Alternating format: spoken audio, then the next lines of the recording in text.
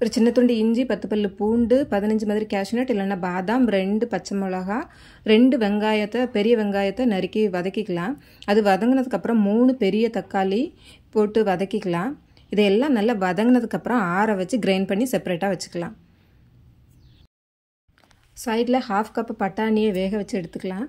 எண்ணெய் காஞ்சதும் அதில் வந்து 1/4 டீஸ்பூன் மஞ்சள் பொடி 2 ஸ்பூனு பன்னீர் மசாலா பவுடர் போட்டிருக்கேன். அது கொஞ்சம் நல்லா வதக்கிட்டு நம்ம கிரைண்ட் பண்ணி வச்சுருக்கோம்ல பேஸ்ட்டு அதையும் போட்டு நல்லா வதக்கி விட்டுடலாம்.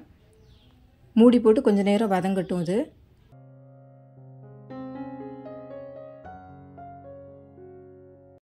ஓரளவு மசாலா வதங்கினதும் உப்பு போட்டுக்கலாம். திரும்பவும் நல்லா வதக்கிட்டு நல்ல இந்த ஈரப்பதம் போய் ஃபுல்லாக வதங்குற வரைக்கும் நல்லா வதக்கிக்கலாம்.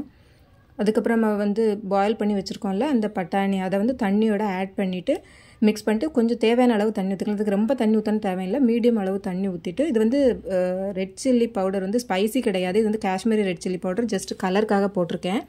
நல்லா கொதி வந்ததுக்கப்புறமா இது வந்து ஃப்ரெஷ் மலாய் நான் யூஸ் பண்ணுறேன். ஃப்ரெஷ் க்ரீமும் யூஸ் பண்ணிக்கலாம் 1/4 கப் மாதிரி.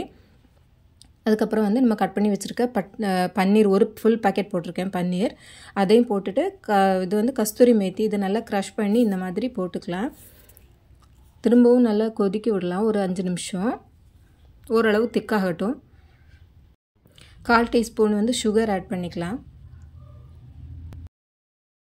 பார்த்திங்கன்னா கிரேவி ஓரளவு திக்காயிருச்சு. இந்த பதத்தில் நான் இறக்கிக்கிறேன்.